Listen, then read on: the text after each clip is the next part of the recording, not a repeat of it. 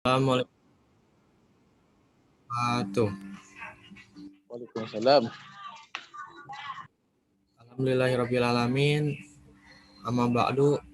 Pertama-tama, marilah kita panjatkan puji serta syukur kehadirat Allah Subhanahu wa Ta'ala yang telah memberikan nikmat sehingga kita semua dapat mengikuti acara presentasi proyek 3 program riset kelas 10 MAPK yang insya Allah diberkahi Allah Subhanahu wa Ta'ala.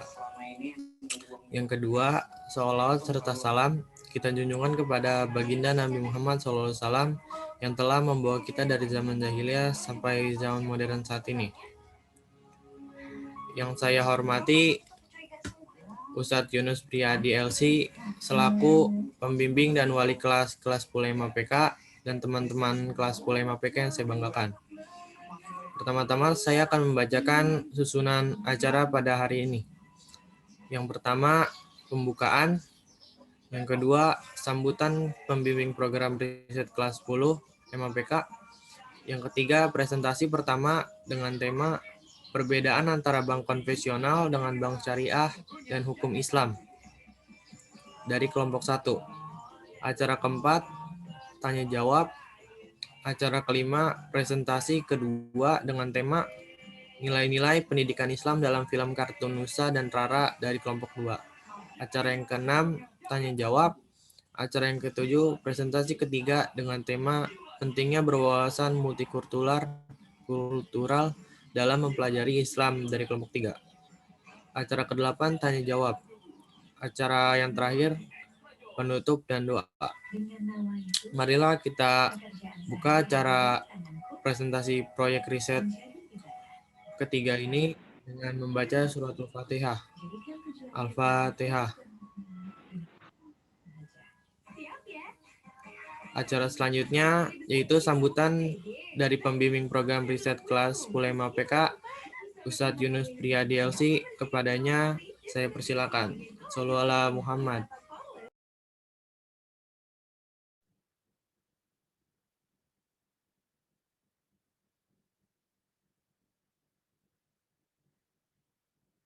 Baik, bismillahirrahmanirrahim. Assalamualaikum warahmatullahi wabarakatuh. Waalaikumsalam. Waalaikumsalam warahmatullahi wabarakatuh. Alhamdulillah,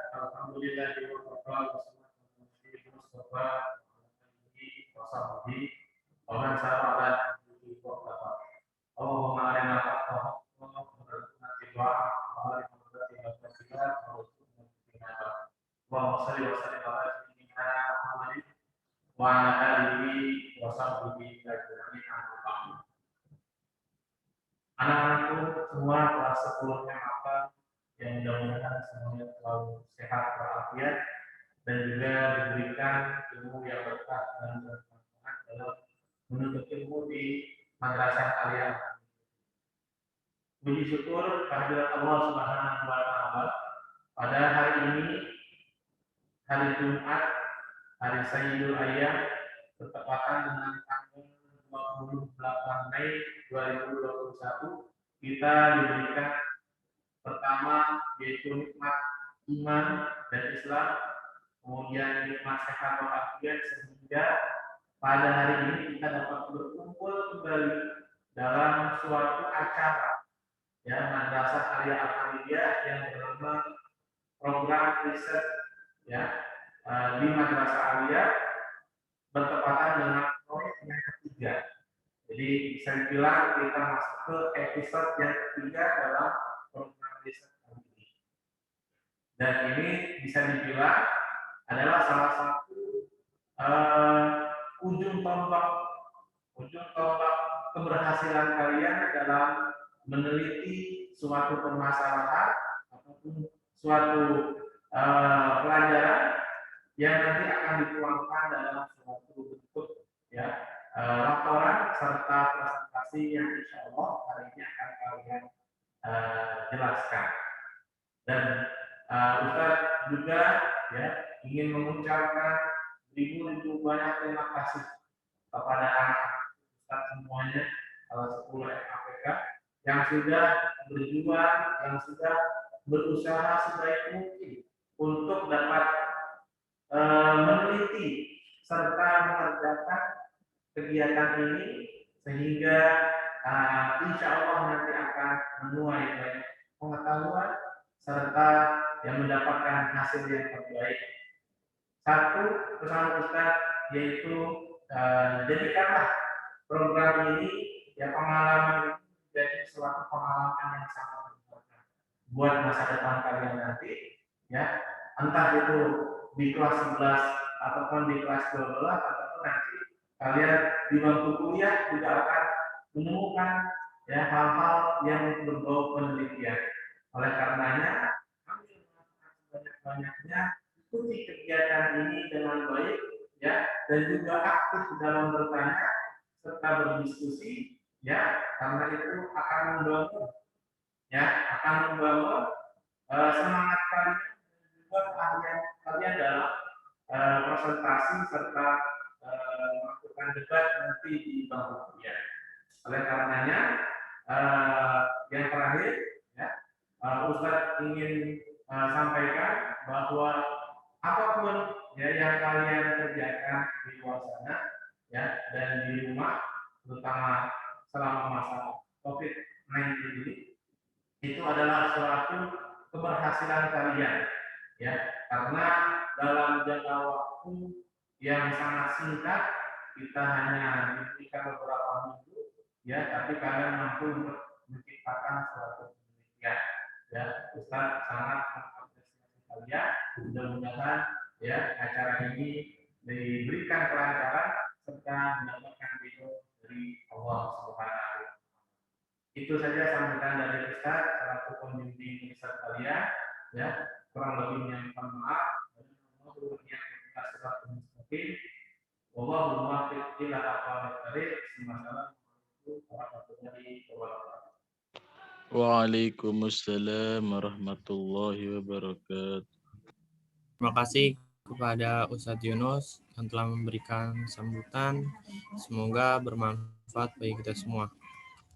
Berlanjut ke acara yang ketiga, yaitu presentasi pertama dari kelompok 1 yang bertemakan perbedaan antara bank konvensional dengan bank syariah dan hukum Islam. Kepada kelompok 1 dipersilakan.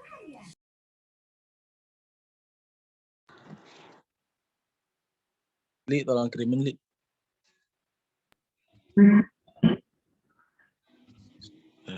Mulai Tat. Assalamualaikum warahmatullahi wabarakatuh. Waalaikumsalam warahmatullahi wabarakatuh. Kami dari kelompok 1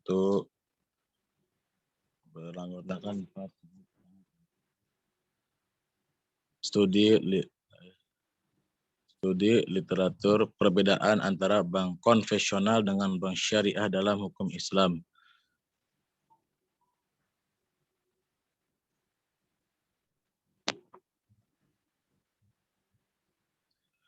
Kami beranggotakan 4 orang. Yang pertama, Abdul Adli Albiruni. Yang kedua, Hafid Zailani. Yang ketiga, Andika Wirawan. Yang keempat, saya sendiri Azhar Adi Firmansyah.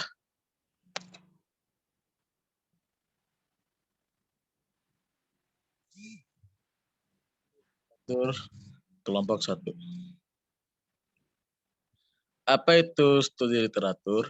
Studi literatur adalah sebuah kegiatan mencari secara teratur dan menganalisis sesuatu yang berhubungan dengan masalah yang akan diteliti atau sebagai bentuk interpretasi terhadap tulisan yang telah dipublikasi sebagai referensi dalam penelitian. Studi literatur ini dilakukan sebelum peneliti melakukan penelitiannya. Dengan adanya studi literatur, peneliti mudah untuk mengetahui dengan pasti apa yang akan diteliti, mengetahui di mana dan kepada siapa informasi dapat diperoleh, mengetahui bagaimana cara memperoleh data informasi dapat menentukan cara tepat untuk menganalisa data.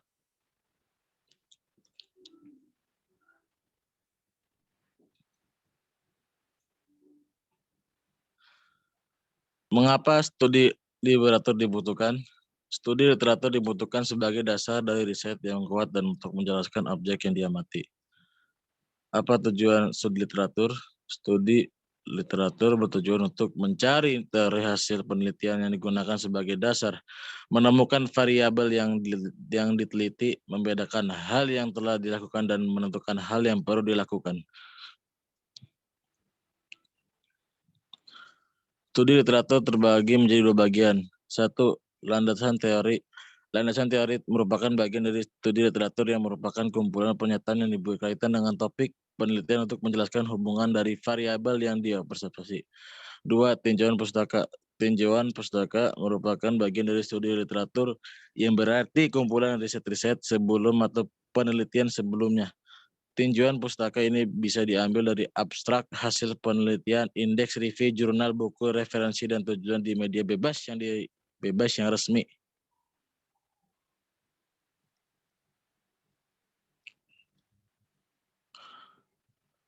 Sumber studi literatur: satu, paper, dokumen, buku, majalah, atau bahan tertulis lainnya, bisa berupa teori atau penelitian.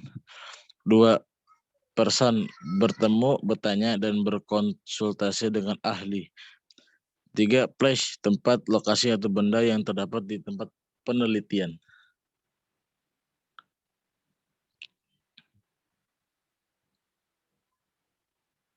Tahapan studi literatur: memiliki topik yang sesuai dengan isu dan interest. Kelompok 1 memiliki tema hukum bermain saham menurut Islam.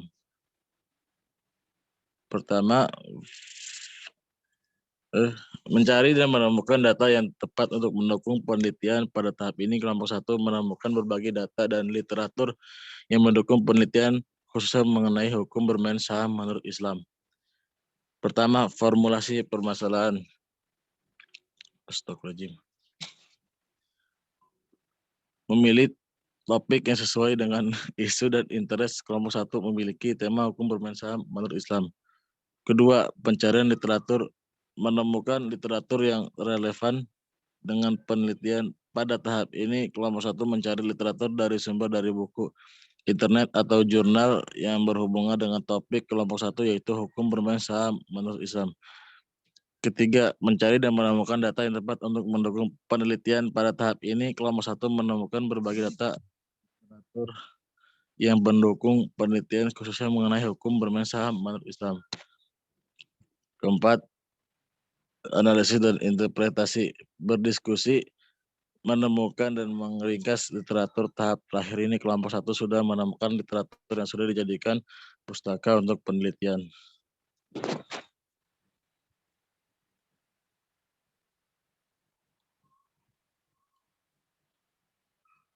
Contoh studi literatur kelompok 1.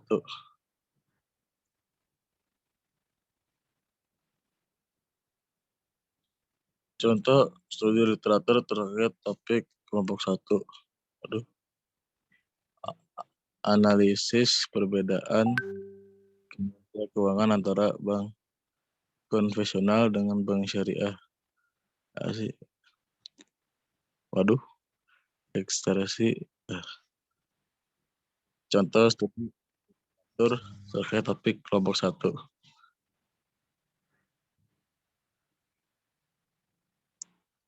Hasil studi literatur kelompok 1. Beberapa hal yang didapat dari studi literatur kelompok 1. Masyarakat modern saat ini seperti tak bisa terlepas dari peran pentingnya perbankan, mulai dari menyimpan, meminjam, hingga melakukan transaksi keuangan. Semuanya menggunakan jasa bank sebagai perantara. Bank secara harfiah berasal dari bahasa Italia, yaitu banco, yang artinya bangku.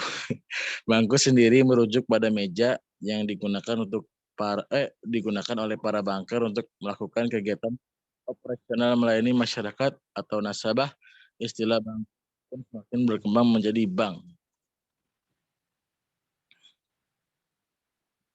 Beberapa hal yang didapat dari studi literatur kelompok 1.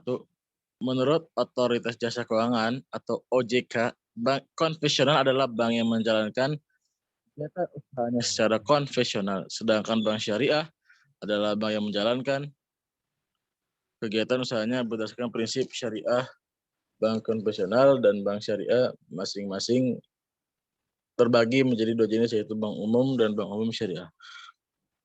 Serta bank pembiayaan rakyat dan bank pembiayaan rakyat syariah, baik bank konvensional maupun bank syariah, dapat menjalankan fungsi sebagai tempat penyimpanan dana.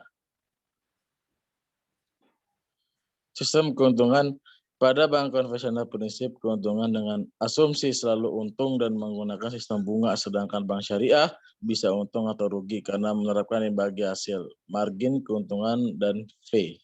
Perbedaan dan bunga dan bagi hasil diantaranya adalah bunga didasarkan pada jumlah uang pokok pinjaman. Nasabah kredit harus tunduk pada pemberlakuan perubahan di tingkat suku bunga yang ditentukan secara sepihak oleh bank sesuai dengan fluktuasi suku bunga di pasar uang. Bunga tetap atau tidak tergantung pada kinerja usaha. Bagi hasil didasarkan pada rasio bagi hasil dari pendapat keuntungan yang didapat nasabah pembiayaan. Margin keuntungan untuk bank yang disepakati bersama yang ditambahkan pada pokok pembiayaan berlaku sebagai harga jual yang tetap sama hingga berakhirnya masa akad. Jumlah pembagian bagi hasil berubah-ubah tergantung kinerja usaha untuk pembiayaan berdasarkan bagi hasil. Tidak ada agama yang melakukan keabsahan bagi hasil.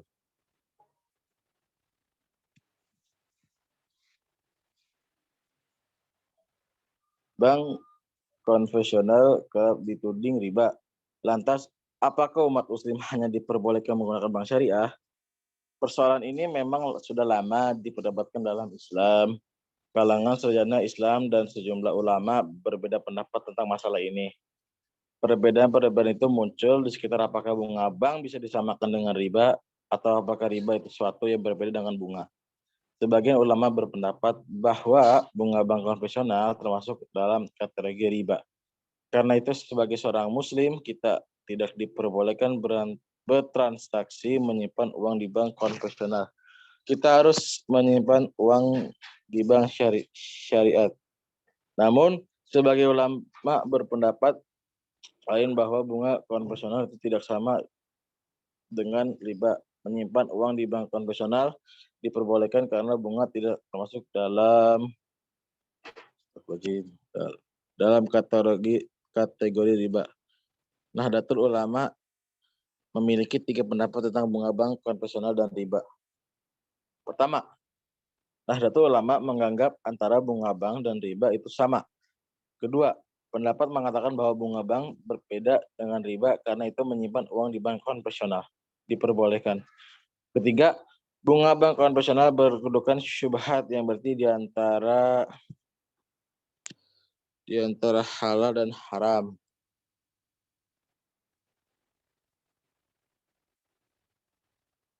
Kesimpulan, berdasarkan yang telah penulis bahas di atas, maka penulis menarik kesimpulan bahwa produk yang ditawarkan atau perbankan syariah lebih mengadopsi kepada produk yang ditawarkan oleh perbankan konvensional. Hanya saja berbeda dalam pelaksanaan serta proses terkait adanya akad yang digunakan. Dalam perbankan syariah, pembagian akad didasarkan pada pola tujuan dari pendanaan pembiayaan maupun jasa bank lainnya. Perbedaan antara bank syariah dengan bank konvensional adalah terkait sistem yang digunakan. Pada bank konvensional menganut sistem bunga, sedangkan pada bank syariah menggunakan sistem bagi hasil yang mana lebih meringankan beban nasabah. Syukron, terima kasih. Barakallahu fiik. Referensi. Oh, bukan. Wassalamualaikum warahmatullahi wabarakatuh. Terima kasih kepada Pak yang telah menyampaikan hasil risetnya melalui PowerPoint. Acara selanjutnya adalah sesi tanya jawab. Dipersilakan kepada kelompok lain untuk mengajukan pertanyaan dan diawali memperkenalkan diri dan dari kelompok mana. Tafadhol.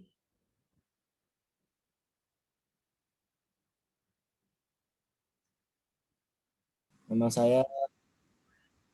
saya Nawan Hardika dari kelompok 3 ingin bertanya apa sih arti dari margin keuntungan tadi ya? Tentang margin keuntungan. Syukron. Assalamualaikum warahmatullahi wabarakatuh.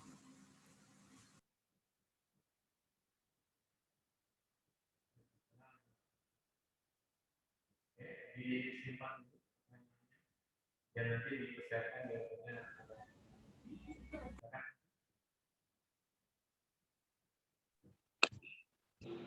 Afan Mawan tadi apa margin apa? Margin keuntungan. Ya, yang tadi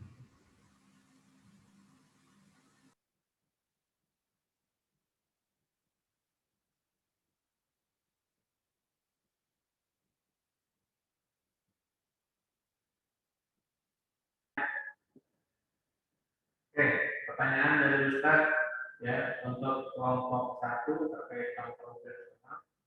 Kalau nggak salah mungkin ada beberapa dari saudara kita yang kerja di bank konvensional, gitu kan?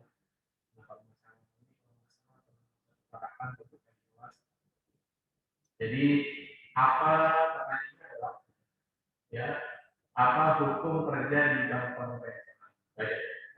Bagaimana hukum kerja di bank konvensional yang mana notabene hasil keuntungannya itu adalah riba atau bunga dan riba itu haram.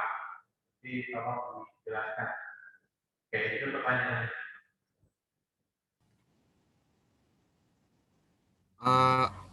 Pertanyaan pertama dari Mawan kelompok 1, apa arti dari margin keuntungan? Dan yang kedua dari Ustadz Yunus, apa hukum kerja di bank konvensional? Dipersilakan untuk kelompok 1 menjawab pertanyaannya.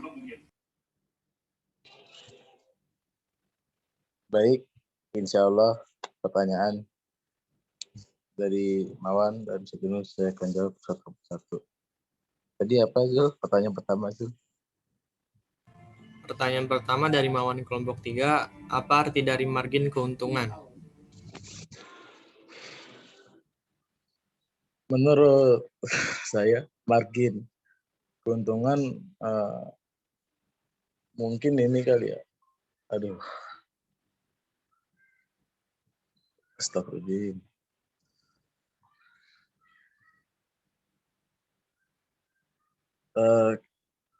Margin keuntungan mungkin gini Wan. Kita nabung nih Wan, mungkin dapat bonus kali Wan. Itu keuntungan Wan. Aduh, anak kurang tahu banget.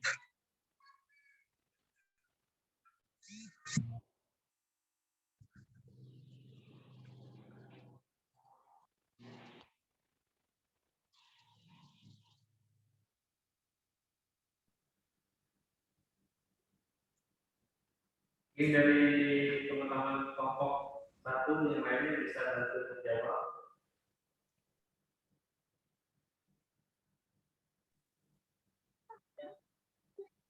Saya akan menjawab pertanyaan dari Saudara Mawan. Margin keuntungan adalah salah satu cara menghitung berapa sebenarnya uang yang dihasilkan perusahaan pada akhirnya. Ada berbagai jenis margin keuntungan, tetapi yang paling sering digunakan adalah yang paling komprehensif, yaitu margin laba bersih. Margin ini dihitung dengan mengambil laba bersih perusahaan atau total pendapatan dikurangi total biaya, dan membaginya dengan total pendapatan. syukron. Fahim. Alhamdulillah.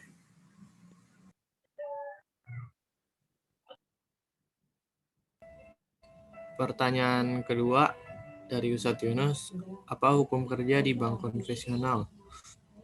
Silakan untuk menjawab kelompok.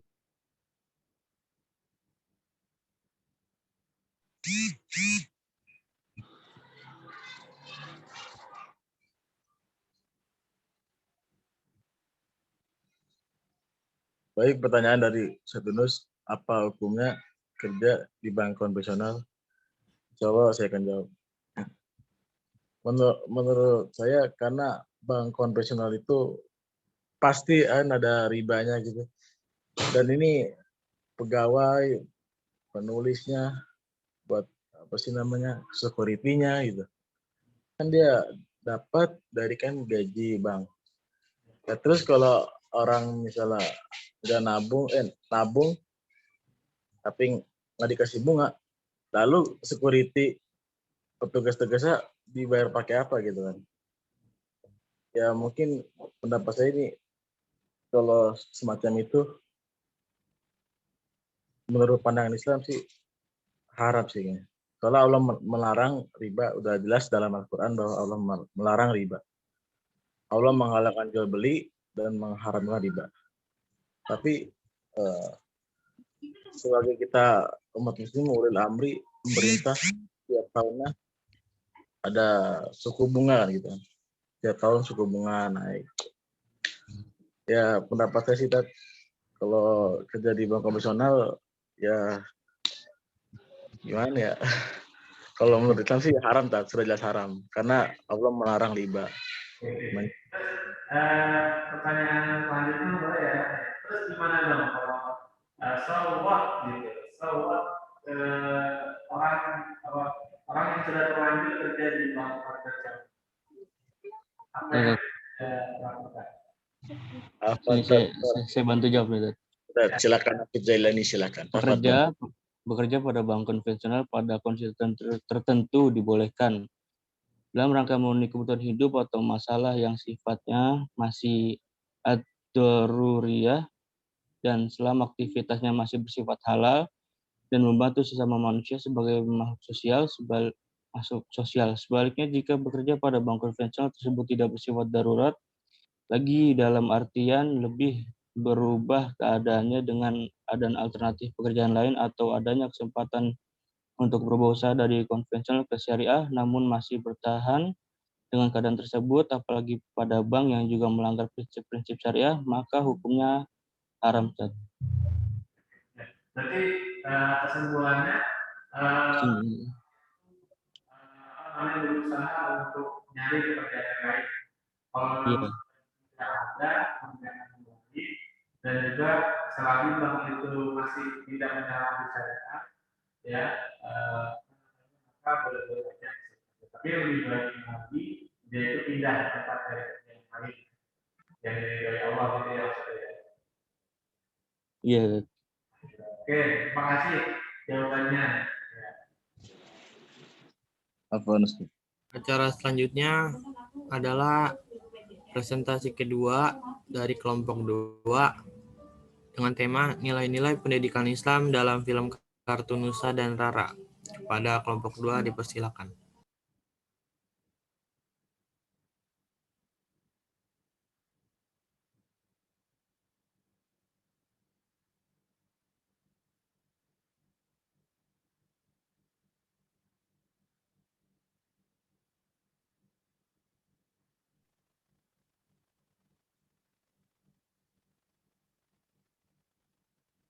Nilai-nilai pendidikan Islam dalam film kartun Nusa dan Rara. Anggota kelompok 1. Alfirza Yarta Mulyaningsih 2. Alvina Nurrahmiani 3. Alifia Sekar Maharani 4. Amalia Latif.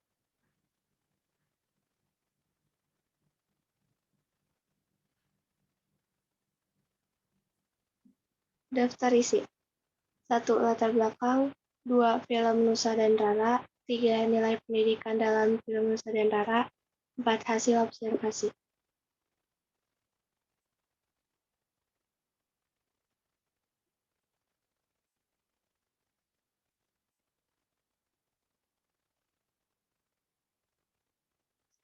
Latar belakang nilai Islam kepada peserta didik melalui upaya pengajaran, pembiasaan, bimbingan, pengasuhan, pengawasan, dan pengembangan potensi, guna mencapai keselarasan dan kesempurnaan hidup di dunia dan di akhirat. Bertujuan untuk membentuk dan mengembangkan manusia beriman, bertakwa, berilmu, bekerja, dan berakhlak mulia di sepanjang hayatnya, menurut tuntutan Islam. Jadi dapat disimpulkan bahwa pendidikan Islam adalah usaha untuk menuntun manusia agar menjadi beriman, bertakwa, berilmu, dan berakhlak mulia. Nusa dan Rara merupakan garapan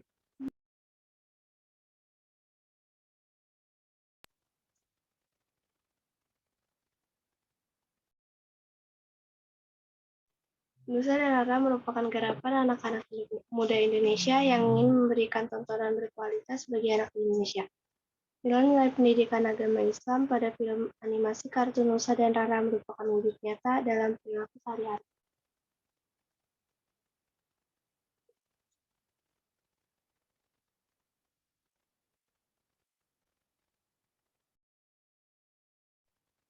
Film Nusa dan Rara.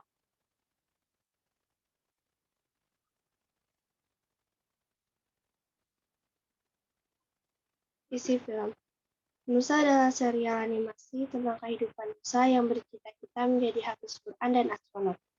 Nusa akan ditemani oleh adik perempuannya, Rara yang sangat polos dan lucu. Salah satu film kartun yang tayang. Mereka akan mengajak anak untuk belajar banyak hal mengenai puasa dan ibadah. Dijelaskan di Nusa Official. Seri animasi Nusa akan membangun karakter dan moralitas anak-anak melalui cerita dan musik yang menyenangkan. Di sini juga orang tua dan anak-anak akan menikmati petualangan dan pemecahan masalah kehidupan sehari-hari yang tentunya dengan berasaskan ajaran agama Islam. Sebagai sarana pengembangan produksi serial animasi yang bertema religius untuk menyebarkan kebaikan ajaran Islam. Sehingga film serial animasi religi ini menjadikan sebuah karya yang memiliki tujuan penyiaran Islam yang rahmatan lil alamin.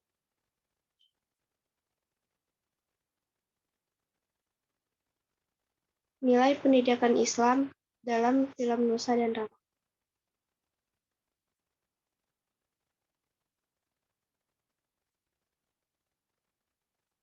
Dalam film Nusa dan Rara terdapat dua nilai.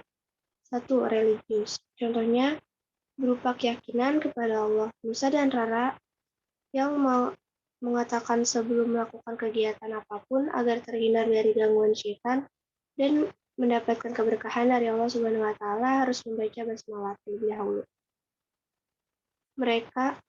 Mereka Nusa dan Rara percaya bahwa ketika semua kegiatan diawali dengan membaca basmalah, maka Allah Subhanahu wa taala akan melindungi mereka. Ini menunjukkan kepada kita tentang keutamaan membaca basmalah ketika hendak melakukan suatu pekerjaan. Setiap hendak melakukan sesuatu, mulai dengan mengucapkan basmalah agar menjadi sebuah keberkahan dalam setiap tindakannya. Yang kedua, tanggung jawab. Contohnya, berupa sebagai kakak yang bertanggung jawab, Nusa menanyakan keadaan Rara, adiknya yang juga terjatuh dari sepeda bersamanya. Dan dengan berkata, ada yang benjol atau tidak pada Rara. Sebagai bukti, Nusa merasa bersalah karena telah menyebabkan terjatuhnya dari sepeda. Hasil observasi.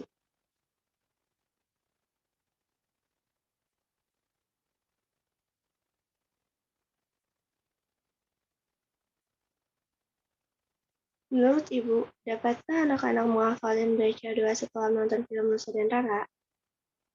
Jawabnya, bisa. Ya, karena kita sebagai orang tua harus mendidik anak dan membimbingnya, terutama dalam mengawas kegiatan anak tersebut.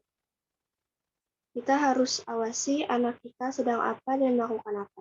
Dengan kita awasi dan kita selalu kasih film yang baik, insya Allah anak pun akan terbiasa dan secara tidak langsung anak akan menghafal apa yang biasa dia lihat. 2. Dapatkah juga anak-anak mencontoh perilaku baik yang ada di film Nusa dan Rara? Jawabannya, dapat. Ya, karena itu anak akan terbiasa apa yang dia sering lihat dan dengan kita sebagai orang tua juga harus memberikan contoh yang lebih baik. Ketiga, apakah anak-anak berubah menjadi lebih baik setelah menonton film Nusa dan Rara? Jawabannya bisa. Dengan cara bagaimana kita menyikapi anak kita dengan baik dan penuh kesabaran.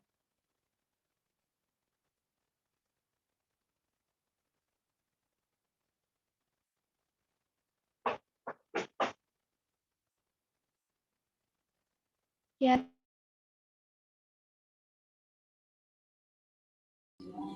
Terima kasih kepada kelompok 2 yang telah memberikan presentasinya melalui PowerPoint. Acara selanjutnya adalah tanya jawab. Dipersilakan kepada kelompok lain untuk mengajukan pertanyaan dan diawali memperkenalkan diri dan dari kelompok mana.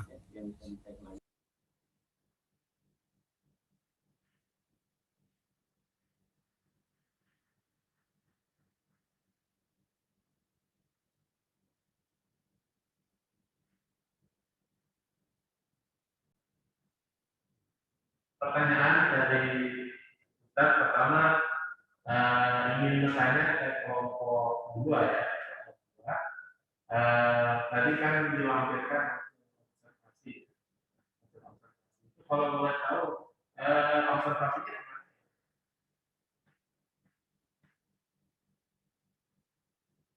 Halo, kelompok 2.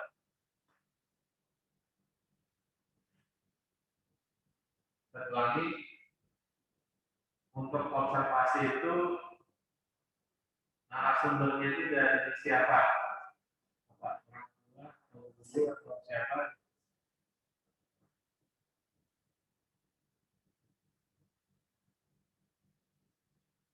Ya, itu pertanyaan pertama. Pertanyaan yang kedua, boleh nanti dilupa. Pertanyaan yang kedua, kalau kita tahu bahwa hukum nonton film besar antara halal, malah justru bisa dimaksudkan karena ada pendidikan Islamnya.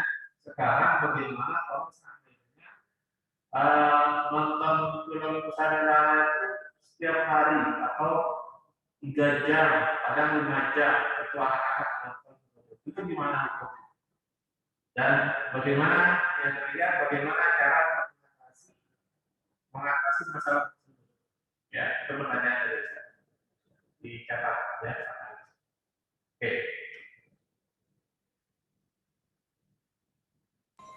Afwan Ustadz, pertanyaan yang kedua tadi putus-putus suaranya. Baik. Pertanyaan yang kedua ya, yaitu tentang bagaimana hukumnya ya kalau seandainya seorang anak itu menonton film Nusantara itu berlebihan, misalnya 3 jam nonton di HP ya ataupun di laptop atau di TV ya atau 5 jam, itu bagaimana hukumnya?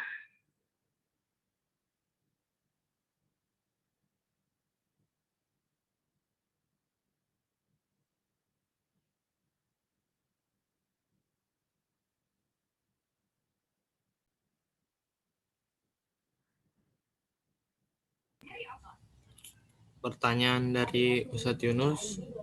Yang pertama, siapa narasumber dari hasil observasi tersebut? Dan pertanyaan yang kedua, bagaimana hukum seorang anak menonton animasi Nusa dan Rara dalam jangka waktu berjam-jam di gadget atau di HP? Bagaimana hukumnya? Dipersilakan kepada kelompok 2 untuk menjawab pertanyaan. Bang Zul, terus gimana cara mengatasinya? Mengatasi anak yang overload itu. Dan bagaimana cara mengatasinya untuk anak yang sudah kecanduan menggunakan gadget? Ya.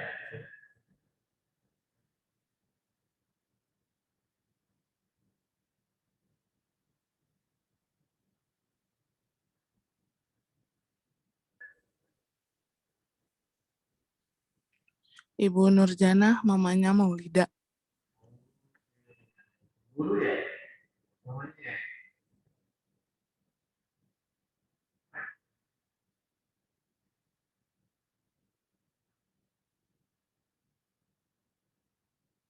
Oke, pertanyaan pertama berarti dari orang tua wali santri ya. Kebetulan aku mau suka nonton sadar ya. Adiknya ya. Oke, terima kasih. Pertanyaan pertama. Kemudian lanjut pertanyaan yang kedua dan ketiga. Kedua,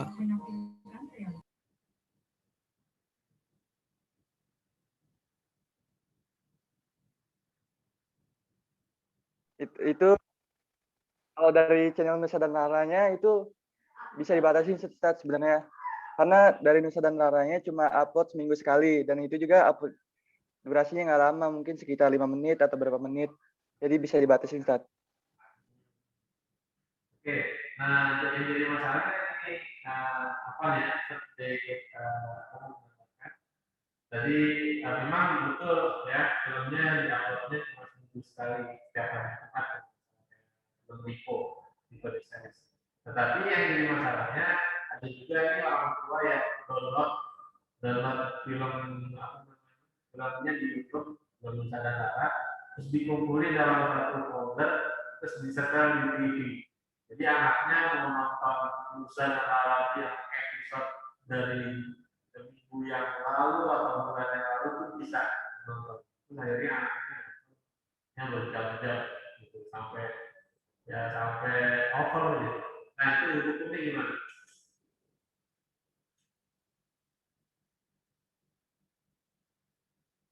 Saya kembalikan kepada kelompok yang saat ini presentasi. Oke. Terima kasih.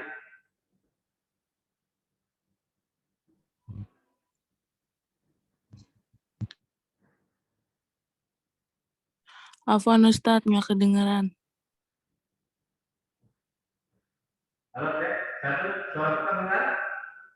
Soal kegiatan anaknya apa saja yang ia tonton dan pokoknya dia orang tua itu mengontrol anaknya supaya dia itu tidak candu dan dari film-film tersebut dia dapat mengambil pelajaran dan juga orang tua tersebut seharusnya bisa mengajarkan anak-anaknya untuk mengamalkan apa dari isi film tersebut dan diamalkan dalam kehidupan sehari-hari dan juga seharusnya orang tua tersebut memberikan kegiatan yang bermanfaat bagi anak-anaknya yang ditanamkan sejak dini. Mungkin kurang lebihnya itu, Ustaz. Oke, terima kasih banyak jawabannya. Tepuk tangan dong teman-teman kita, Fakih. Ya, tadi. Oke, silakan MC. acara selanjutnya yaitu presentasi ketiga dari kelompok 3 dengan tema pentingnya berwawasan multikultural dalam mempelajari Islam. Pada kelompok 3 dipersilakan.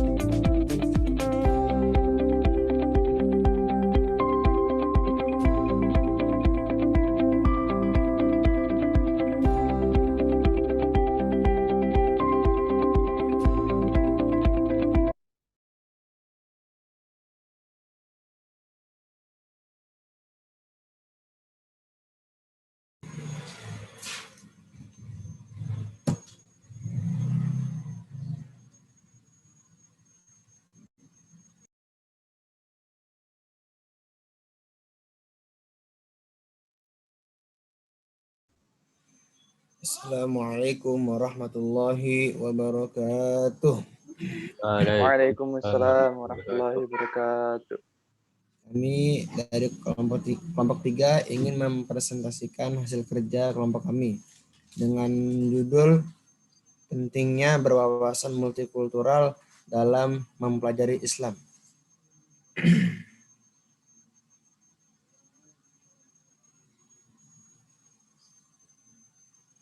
Prolog presentasi disusun dalam rangka memenuhi salah satu tugas kelompok pada mata pelajaran riset dengan guru pembimbing yaitu Ustadz Muhammad Yunus Priadi LC. Disusun oleh Muhammad Rahmat Hidayatullah Danu Aji Purnama, Maun Hardika, dan Davin Iksan.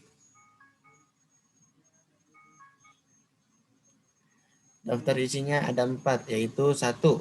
Pendahuluan, 2. Pengertian pendidikan multikultural, yang ketiga multikulturalisme pada masa Rasulullah SAW, 4. Kesimpulan. Pendahuluan. A. Latar belakang masalah. Indonesia adalah negara yang kaya akan budaya, bahkan merupakan mozaik peradaban dunia. Berbagai macam suku dan kebudayaan terdapat di Indonesia. Selain itu, terdapat berbagai jenis pakaian, kuliner, musik, tarian, peralatan, dan lain sebagainya. Dalam konteks pendidikan agama, paradigma multikultural perlu menjadi landasan utama penyelenggaraan proses belajar mengajar. Pendidikan agama membutuhkan lebih dari sekedar transformasi kurikulum, namun juga perubahan perspektif keagamaan dari pandangan eksklusif menuju pandangan multikulturalis, atau setidaknya dapat mempertahankan pandangan dan sifat inklusif dan pluralis. B. Rumusan masalah. Dari uraian latar belakang di atas, maka kami merumuskan permasalahan sebagai berikut. 1. Apa itu multikultural? 2. Mengapa wawasan multikultural penting dalam mempelajari Islam? C. Tujuan penelitian. Adapun tujuan dari penelitian ini adalah 1. Mengetahui pengertian multikultural. 2. Mengetahui pentingnya wawasan multikultural dalam mempelajari Islam. Pengertian pendidikan multikultural. Multikultural memiliki arti penerimaan terhadap segala perbedaan manusia yang sesuai dengan kebudayaan yang dimilikinya. Multikultural adalah sebuah paham tentang budaya yang beragam. Di dalam keragaman budaya itu ada yang namanya pemahaman, pengertian, saling toleransi agar terciptanya suatu hidup yang damai serta jauh dari konflik yang tak berujung. Indragiri Hulu 2016 196. Pendidikan multikultural adalah sebuah proses untuk mengembangkan seluruh potensi yang dimiliki oleh manusia yang saling menghargai perbedaan dan heterogen sebagai akibat perbedaan ragam ras, suku, budaya, dan agama.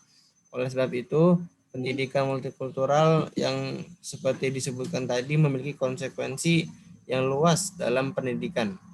Sebab secara umum dapat dipahami bahwa pendidikan merupakan proses yang tidak akan pernah berakhir ataupun bisa disebut sampai akhir hayat. Karena pendidikan harus dapat membentuk diri menjadi manusia yang berbudi, bermoral, dan berakhlakul karimah.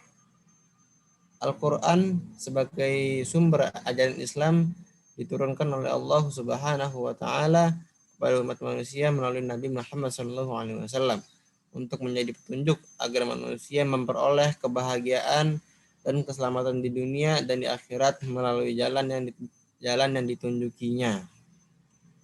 Hal ini ditegaskan dalam firman Allah surat Al-Baqarah surat kedua ayat 185 yang berbunyi A'udzu billahi minasyaitonir rajim.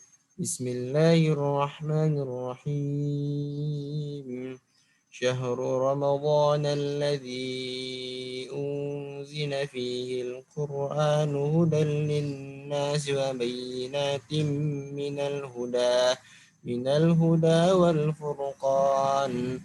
Faman syahida minkum asy-syahra falyasum wa man kana maridan aw ala safarin fa'iddatum min ayyamin ukhra yuridullahu bikumul yusra wa la yuridu bikumul usra. 2. Pendidikan multikultural. Pendidikan multikultural adalah sebuah proses untuk mengembangkan seluruh potensi yang dimiliki oleh manusia yang saling menghargai perbedaan dan heterogen sebagai akibat perbedaan ragam ras, suku, budaya, agama. Oleh sebab itu, pendidikan multikultural yang seperti disebutkan tadi memiliki konsekuensi yang luas dalam pendidikan. Sebab secara umum dapat dipahami bahwa pendidikan merupakan proses yang tidak akan pernah berakhir ataupun bisa disebut sampai akhir hayat. Karena pendidikan harus dapat membentuk diri menjadi manusia yang berbudi, bermoral, dan berakhlakul karimah. Al-Quran sebagai sumber ajaran Islam diturunkan oleh Allah Subhanahu wa Ta'ala ولتكملوا العدة ولتكبروا الله على ما هداكم ولعلكم تشكرون, yang artinya beberapa hari yang ditentukan itu ialah bulan Ramadan, bulan yang di dalamnya diturunkan permulaan Al-Quran sebagai petunjuk bagi manusia dan penjelasan-penjelasan mengenai petunjuk itu dan pembeda antara yang hak dan yang batil.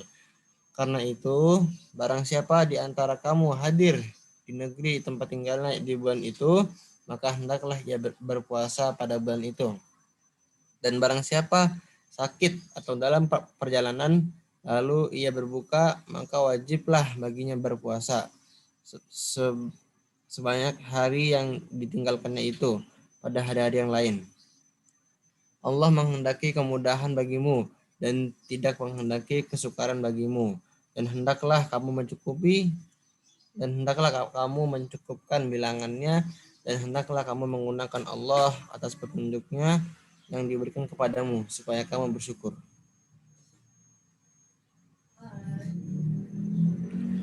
Multikulturalisme pada masa Rasulullah SAW.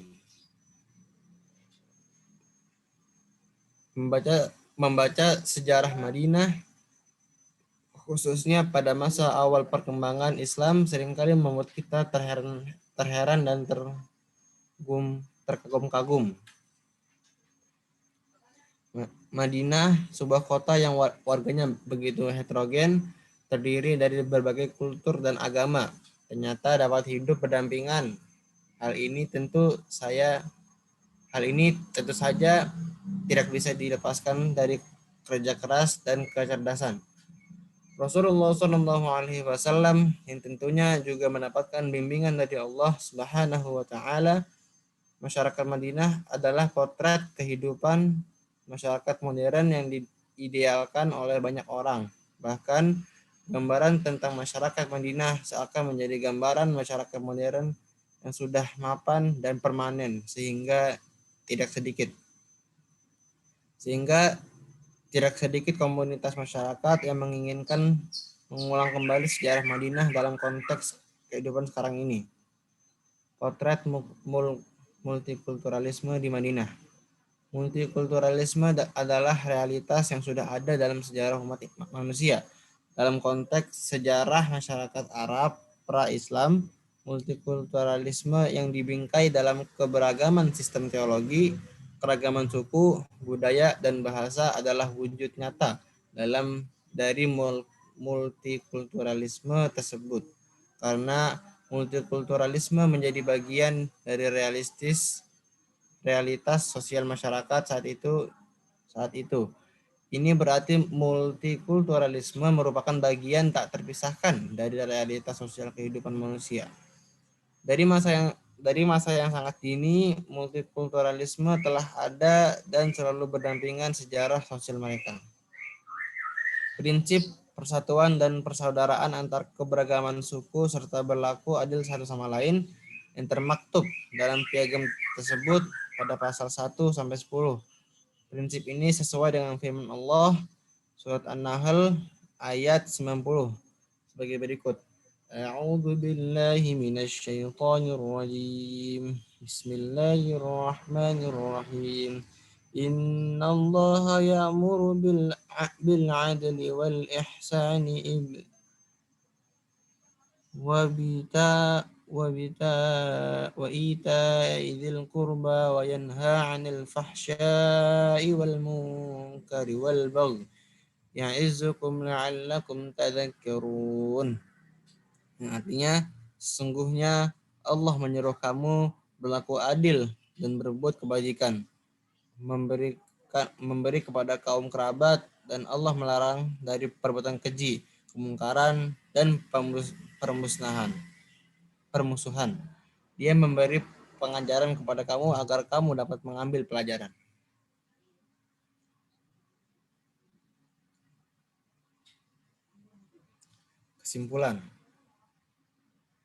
Kesimpulannya adalah belajar agama Islam tanpa mementingkan multikultural dapat mengganggu kepercayaan agama lain.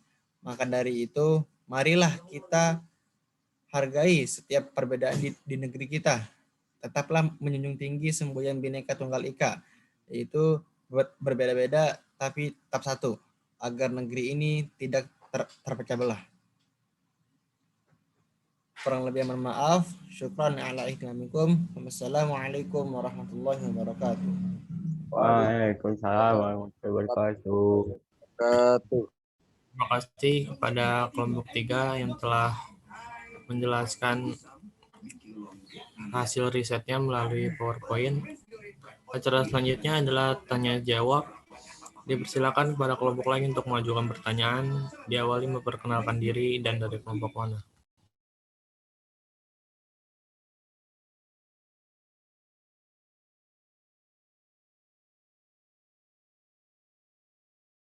Ini nggak apa-apa, Tat, kok. Ya, nggak apa-apa. Boleh, silakan tanya, bebas. Tanya apa ya? Perkenalan dulu ya, Tat. Assalamualaikum warahmatullahi wabarakatuh. Waalaikumsalam warahmatullahi wabarakatuh. Nama saya Muhammad Rizky Maulana dari kelompok 5 ul. Oh iya, kelompok 5. Saya pribadi sih jujur belum terlalu paham tentang multikultural.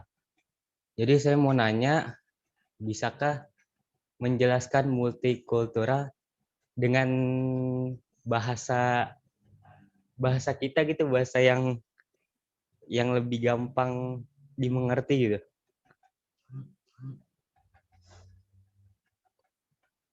Ya, itu aja, Tat. Syukran. Assalamualaikum warahmatullahi wabarakatuh.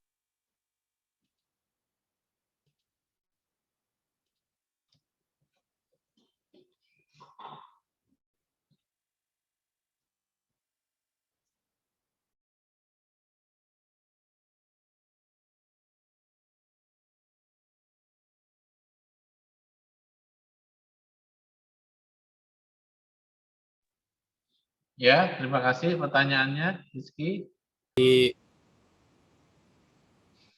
Pertanyaan pertama dari Ustadz Yunus, yaitu apa contoh multikulturalisme dalam Islam? Pertanyaan kedua dari Maul, jelaskan sedikit mengenai multikulturalisme dengan bahasa yang jelas, singkat, dan padat. Saya akan menjawab pertanyaan dari Ustadz Yunus. Contoh dari multikultural itu seperti saat kita di Bali. Kan di Bali mayoritas agamanya Hindu.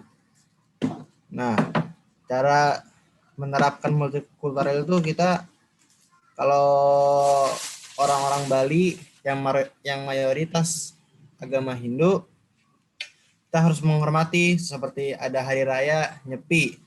Semua orang yang beragama Hindu di rumah, kita juga harus menghormati. Kita juga harus diam di rumah. Seperti itu, Sab. Oke, berarti apa perbedaan antara multikultural dengan toleransi? Kalau toleransi kan kita tahu tuh. Nah, jadi perbedaannya apa kira-kira antara multikultural dengan toleransi? Bisa dijelaskan? Kalau multikultural itu di suatu daerah atau suatu negeri itu terdapat berbagai macam kultur atau kebudayaan. Kalau toleransi itu lebih kepada menghargai. Ya. Oke, terima kasih banyak pertanyaannya. Jawabannya juga bagus. Ya.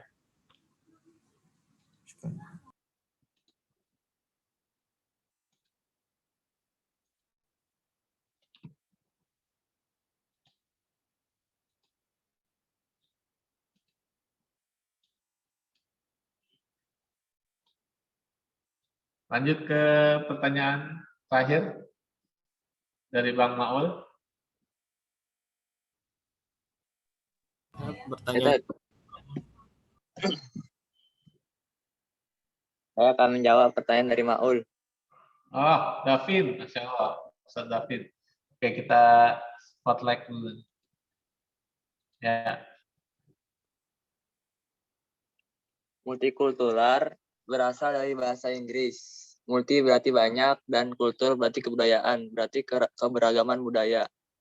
Multikultural memiliki arti penerimaan terhadap segala perbedaan manusia yang sesuai pada kebudayaan yang dimilikinya. Multikultural adalah sebuah paham tentang budaya yang beragam. Dalam keragaman budaya itu ada yang namanya pemahaman, pengertian, saling toleransi agar terciptanya suatu hidup yang damai serta jauh dari konflik yang tak berujung. Kelas? Kelas, Ustaz. Ya. Gimana penanyanya? Maul? Subhanallah, Ustaz.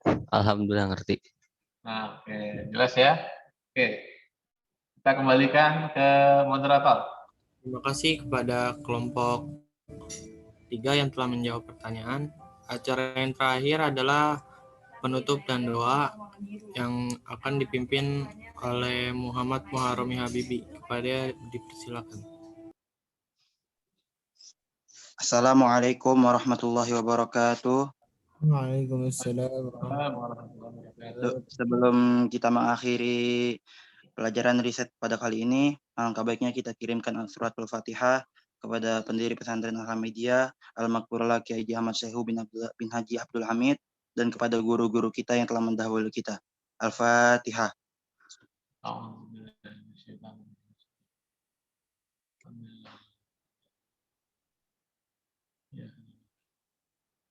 Wa'fu anna ya karim irhamna, wa'fu anna ya karim irhamna, wa'fu anna ya karim irhamna.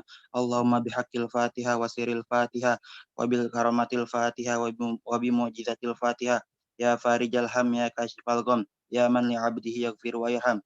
Wa dafi'al bala ya Allah, wa dafi'al bala ya Rahman, wa dafi'al bala ya Rahim. Wa sallallahu ala sayyidina Muhammadin nabil ummi wa ala alihi wa sahbihi wa salam. Subhana rabbika rabbil izzati amma yasifun, wa salamun alal mursalin, walhamdulillahi rabbil alamin. Syukran. Assalamualaikum warahmatullahi wabarakatuh. Terima kasih kepada Habibi yang telah membacakan doa. Dan saya selaku MC, apabila ada kesalahan datangnya dari saya, dan apabila ada kata-kata yang benar datangnya dari Allah Subhanahu wa taala. Mungkin ini saja yang saya bisa sampaikan. Wassalamualaikum warahmatullahi wabarakatuh. Waalaikumsalam warahmatullahi wabarakatuh.